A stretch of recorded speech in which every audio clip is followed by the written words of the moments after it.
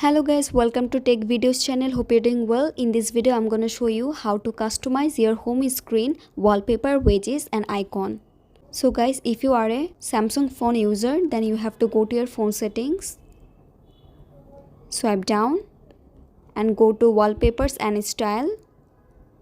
Now if you want to change your wallpaper, then go to change wallpapers.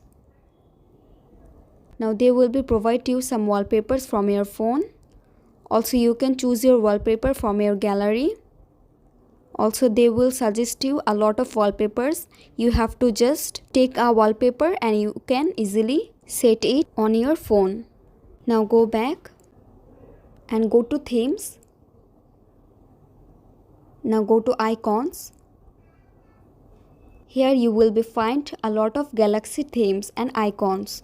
Now you can select any icons that you want and after that you can set them. So guys, that's it. That's how you can do it.